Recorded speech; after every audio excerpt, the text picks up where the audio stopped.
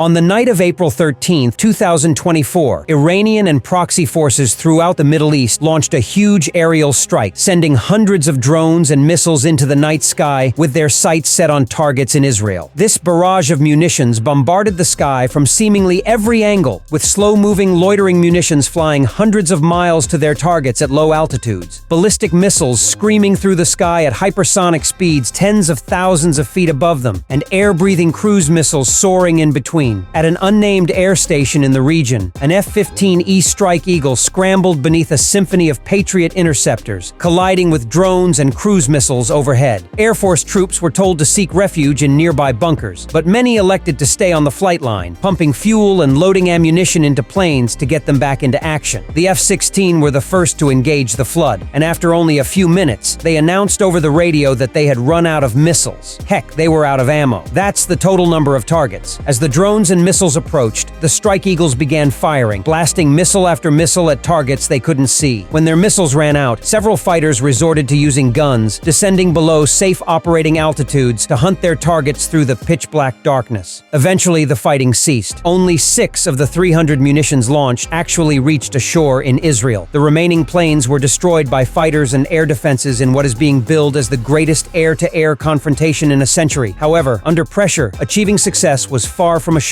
So let's discuss what happened that night in April and what it means, discussing the future of air-to-air combat. Last week, 30 service members were honored for their dedication to duty and bravery under fire during the Iranian attack on April 13, 2024, including Captain Lacey Sonic Hester, an F-15E Strike Eagle weapon systems officer, and her pilot, Major Benjamin Irish Coffey, who received the nation's third highest award for valor, the Silver Star. Sonic's award also has historical significance, since she is the first female airman to receive this honor and only the third woman in the entire military to receive a Silver Star since World War II. Major Clayton Wicks and Master Sergeant Timothy Adams each received Bronze Stars. No fewer than 14 other airmen got Distinguished Flying Crosses, 6 with V devices for valor and 4 for action in combat. 6 won Air and Space Commendation Medals, while another 6 received Air and Space Achievement Medals. It was a historic occasion that highlighted not only the bravery and professionalism displayed throughout their defensive stand in April, but in certain cases. They excel at reversing aircraft and bringing them back into combat at a remarkable pace. But just over 7 months ago, at an unknown airbase in the Middle East, the mood was far less festive. The men and women of the UK-based 494th Fighter Squadron, known as the Panthers, had been deployed to the region since October, shortly after the October 7th Hamas LED terror attack on Israel, which sparked the ongoing and extremely contentious conflict in Gaza. In the intervening months, the Panthers had shot down a few drones as they approached Israel, but for the most part, they were successful. Despite the relative peace, Major Benjamin Irish Coffey realized that he and his wingmen would eventually face a much more serious challenge as Israel and Iran continued to exchange petty attacks. You see, of the 3 types of weaponry Iran would most likely deploy in a large-scale attack on Israel, 2 were within the Strike Eagle's capability to destroy, and it was becoming increasingly clear that the question was not whether Iran would launch such an attack, but when. Coffey anticipated an attack using ballistic missiles such as Iran's Sigil missile, air-breathing cruise missiles such as the SOMAR, and one-way drones such as the infamous Shahed 136, which has seen substantial deployment in Ukraine under the Russian designation Garan 2. Ballistic missiles can be regarded as armed rockets that are propelled aloft by conventional rocket propulsion before breaking free from their boosters at extremely high altitudes and careening back toward their targets at incredible speeds, often exceeding Mach 20. In fact, despite popular belief that hypersonic missiles are the fastest in service, ballistic missiles frequently travel faster and reach their targets first. None of this would concern Coffey. Air defense platforms such as America's MM-104 Patriot, which successfully downed Russia's faux hypersonic Kinzhal missile in Ukraine, as well as Israel's Arrow 2 and Arrow 3 systems, are particularly well suited for ballistic missile defense, and it would be up to them to prevent these high-flying threats from reaching land. That left cruise missiles and suicide drones to deal with. Unlike ballistic missiles, cruise missiles are typically powered by air-breathing jet engines, frequently turbojets similar to those used on older fighters. This now allows cruise missiles to fly along very horizontal flight paths, similar to fighters, while masking their approach using factors like Earth curvature and even topography. American fighter pilots frequently train to deal with with such threats, although air defense systems perform admirably in this regard as well. Cruise missiles are also relatively expensive, so Iran was unlikely to use them in large numbers. However, only one-way drones and loitering weapons, such as the aforementioned Shahed 136, remain. That posed a serious dilemma. While the Strike Eagle is equipped with a modern and advanced ANAPG-82V1 active electronically scanned array radar, loitering weapons like the Shahed 136 present a unique challenge. Drones are not only small targets, but their low altitude allows them to blend in with ground clutter. The fighter's targeting software, designed to engage larger airborne threats like hostile aircraft, may misidentify something flying as low and slow as a bird due to their narrow radar cross-section and low speeds. I'll quote Coffee now. You're talking about something that's on the very edge of a fighter aircraft's ability to detect what we call find, fix, track, target, and engage. The best radar in the inventory is in this airplane behind us, and no one really knew whether or not its capability to find these drones even existed. So Coffee took the initiative, studying footage from the 494th's previous drone engagements and combining it with every other resource he could find to write a paper for the unit on the most successful techniques of finding, targeting, and engaging drone threats. As the days passed, the paper was distributed to air crews throughout the unit, but there was little time to practice the tactics as the pilots remained on high alert for Iran's strike. Then, on April 1st, Israel hit locations in Syria that housed top members of Iran's elite Islamic Revolutionary Guard Corps, or IRGC. The news of Iran's imminent retaliation quickly spread throughout the region. Recognizing that the attack would almost definitely occur at night, the squadron quickly established preparations to have 2 Strike Eagles in the air at all times during the night, flying in 6-hour shifts, with more crews ready to launch more fighters within 30 minutes if and when the attack begins at this time. I'll quote Major Clayton Rifle Wicks. "We were on kind of an alert status for about a week and a half leading up to that point. We knew there was going to be some sort of large-scale attack. How big we didn't quite know, and when exactly. We didn't quite know." On the night of April 13th, Coffee and Hester prepared for their 6-hour shift in the 2nd Strike Eagle with Squadron Commander Lieutenant Colonel Curtis Culver and Lieutenant Colonel Timothy Causey. According to the air crews, they arrived for their nightly briefing expecting more of the same waiting game to which they had been used. However, things changed dramatically that night. Major Clayton Rifle Wicks had flown his shift the night before. Therefore, he served as operations supervisor that night, effectively transferring information between the Combined Air Operations Center, other command and control components, and aircraft crews. He was the first to receive intelligence indicating that Iran was mobilizing missile forces and that a strike was likely. Recalling, he gave all of the information he could to the pilots as they headed straight for their waiting aircraft on the flight line, but the airspace above them was still full of question marks. I'll quote Wicks now. "Things were just happening so fast out there that it was pretty much a sort of pickup game. I remember feeling guilty that I couldn't do more for them before launching my friends out into the darkness to who knows what. So that part was tough." The Strike Eagles blasted into the sky, each carrying 8 air-to-air missiles, though the Defense Department has not stated how many of each type were launched. At least one pilot's statement recalls shooting a Fox 3, implying the deployment of an active radar-guided missile, possibly a variant of America's AIM-120 Advanced Medium-Range Air-to-Air Missile, or AMRAAM. However, it is possible that these jets carried both AMRAAMs and shorter-range missiles. Change the infrared-guided AIM-9 Sidewinders. Wicks studied the command and control feed as his wingmen were joined in the air by recently arrived Strike Eagles from the 335th Fighter Squadron based at Seymour Johnson Air Force Base in North Carolina. Further south, FE-16s from the DC National Guard's 113 Wing were the first to engage the approaching drones and missiles. Within minutes, Wicks received an update on the nature of the threat that was approaching them. I'll quote him now. "A message comes across that just says like, Viper 72 is Winchester, which means they are out of missiles. They have no bullets left. They have nothing." And I remember, I got chills, and the hair on the back of my neck stood up, because that was the first time I was like, oh my gosh, command and control can't keep up with the amount of missiles that are being shot and the things that are happening. And that's the only message they got across. As the base reacted to the oncoming attack, Airman First Class Isaac Schumann, an F-15 engine mechanic on the ground, recounted the precise moment the fighters landed over their distant airbase. I'll quote him now. "One of the weapons guys kind of pointed off into the distance, and so we all turned and looked, and you could see the Patriot systems, all the stuff that's supposed to be defending our base, going off and blowing up drones and stuff in the sky. In the air, a few thousand feet above them, Coffee and Hester were acting as mission commanders, coordinating with other planes to split the airspace into lanes and ensure it was fully covered. As Coffee had anticipated, they were staring directly into the face of an approaching approaching drone swarm. And these drones were anything but 20-pound quadcopters. Iran's Shahed 136 is part of a new generation of weapons that blurs the distinction between cruise missiles and drones. These platforms, also known as loitering munition or kamikaze drones, are around 11 feet from front to rear, 3.5 meters, and have an 8.2-foot wingspan, 2.5 meters. These massive weapons, weighing over 440 pounds, can transport a 110-pound high-explosive warhead to targets as far away as 1,600 miles at speeds of around 115 miles per hour. As aircrews watched from their cockpits, their radar filled with them. Recognizing the problem their radar could have in identifying these low and slow drones, Hester turned to the Strike Eagle's targeting pod to ensure their targets were actually targets and not just cars or something else on their radar screens. As Hester communicated her ocular confirmation, Coffee realized how terrible the situation had grown. I'll quote him now. "I first get hit with dread, recognizing the numbers we were seeing. This wasn't a small-scale or chest-thumping show of force. This was an attack designed to cause significant damage, to kill, to destroy. And now we are literally on the leading edge of firepower, able to do something about that. And that lasted maybe for 1,015 seconds, and then training kicked in, and it was just time to get the job done." Captain Austin Apex Leak flew alongside his wingman as the drones approached the horizon. He recalls Coffee calling out on the radio drone Air Fox 3, reporting that he had shot his first AMRAAM against an oncoming drone. With that, the combat began. Coffee and Hester prioritized the attack drones, understanding that the numerous layers of air defense systems behind them would have the best chance of destroying the far fewer cruise missiles in the air. The air crews began to coordinate their targets and engage with air-to-air missiles, making numerous passes to bring the drones down. This time, I'll quote Captain Matthew Pepper Edens. "As we were turning away just so we could build some more space from the next wave, you look back and you see drones impacting the ground like, oh, they got another one. They got another one. Looking a few miles away and you see another one impacts. Oh, the Viper's got another one. And then you hear from your flight lead, hey, turn hot. So pitch your aircraft back around and target again. Here we go again." And it's almost just repetitive at that point. In less than 20 minutes, practically every weapon on each fighter had been used, with the significant exception of one missile on Coffee and Hester's aircraft that had failed to fire, resulting in yet another possible problem to deal with, known in aviation circles as hanging ordnance. And things would only get worse from there. I'll quote Coffee again. "This missile, we don't know if it's armed. We don't know if it's going to explode on our wing. We don't know if it's going to explode while maintenance is safing the aircraft. It's a big deal. And now, as we start the landing process, we enter alarm red. Now, alert red indicates that the base was locking down in preparation for the attack. This time, I'll quote Lieutenant Colonel Timothy Causey. Missiles and drones are flying over base, and they're being intercepted over base, so the alarm red goes off. Then at that point is really when you see a lot of military discipline and a lot of bravery under fire. This meant that Coffee had to land his aircraft not only with a defective live missile under the wing, but also while flying through a hailstorm of intercepts over the base. Other Strike Eagles radioed in about explosions in the airspace above the airbase, and they were told to stay airborne as long as possible and not divert to backup airbases, which were most likely confronting a similar situation. As part of the alarm red routine, airmen were advised to seek refuge in bunkers designed to protect them from falling debris, but many chose to defy the order. I'll quote Curver again. "There was an airman at one point standing next to a fuel truck with tons and tons of fuel in it, just pumping gas into the jet with stuff exploding over the base. I mean, the courage of that airman, that American, to stand up and do that for an ally is incredible." Upon landing, Coffee and Hester exited their cockpits. The pair had downed 6 targets with 7 missiles before being forced to land, and now that weapon crews were trying to safely retrieve their faulty missile, all they could do was run to a bunker. However, just a few minutes after landing in the bunker, the couple discovered that another Strike Eagle was on the flight line and ready to fly, so they dusted themselves off. He immediately returned to the battle. Once airborne, Coffee and Hester charged right into the middle of it, swiftly burning through all 8 of their air-to-air missiles before deciding to go for guns. This is one of the most deadly maneuvers a fast-moving fighter like the Strike Eagle might make against high-explosive targets like drones. The F-15E would struggle to fly slowly enough to avoid just zooming past the drone targets, leaving little chance of scoring a hit with its M61 Vulcan 20mm autocannon. And if they did score a hit, their plane would most likely absorb the flame and shrapnel as it closed the remaining gap. To make matters worse, they'd have to fly at exceedingly low altitudes to pull it off, eliminating any margin for mistake and greatly raising the likelihood of colliding with the Earth if Coffee's concentration wavered for even a second. However, thankfully for Coffee and Hester. Their first effort at gun-running the drones failed. I'll quote Coffee again. "You feel the terrain rush. You feel yourself getting closer and closer to the ground. The risk was just too high to try again." Coffee and Hester were unsuccessful in shooting down drones with their 20mm cannon. Even using the cannon shows how serious the situation was. With hundreds of targets careening through the sky and only so many missiles to bring them down, the situation was becoming grim. Back on the ground, mechanics and weapon loaders were braving the shower of flying debris to quickly rearm and refuel the fighters, allowing them to circle around and rejoin the fight. To do this, they used a process known as ICTS, Integrated Combat Terms. That's merely military jargon for quickly rearming and fueling an aircraft to get it back into the air. This approach had gone out of favor with some members of the Air Force during the relative calm of post-Cold War operations. Despite the turbulence that surrounds them, there has been a considerable revival in recent years. Airman First Class Schumann and the rest of the 494th's ground crews completed an integrated combat turn in record time, refueling, rearming, and returning one of the Strike Eagles to the air in just 32 minutes. Overall, the 66 airmen of the 494th launched 6 alert aircraft and 14 combat missions, all as air defense units fought missiles and drones flying directly over them. As night gave way to daylight on April 14th, the 494th's Strike Eagles accounted for a significant portion of the 70 ammunition rounds that remained on the desert floor. Overall, the alliance of American, British, French, Jordanian, and Israeli forces destroyed an astonishing 99% of all inbound weaponry, with only 6 of the approximately 300 total making landfall within Israel. Master Sergeant Timothy Adams was one of the men recognized for his actions that night, winning a Bronze Star for heroism, but he is most pleased with how the guys in the unit conducted themselves that night. I'll quote him now. "It still gives me chills when I think about how well the team worked together. I wasn't the linchpin of that. I was just a guy holding the radio, the node between OPS and maintenance. The team is who made it happen. The aircraft maintenance driver, the weapons teams, the fuels, all those people working together, not running, not dropping the hoses, not just freaking out and worried about their own lives. How could you not be proud of that? As you are aware, I strive to close whenever feasible. I believe I couldn't surpass that poignant moment." That concludes today's edition. If you got anything out of today's video, make sure to click like and subscribe down below and leave me a comment so I know what I should cover next. And of course, don't forget to tap on that bell icon so you never miss a drop from Tactical Aviation.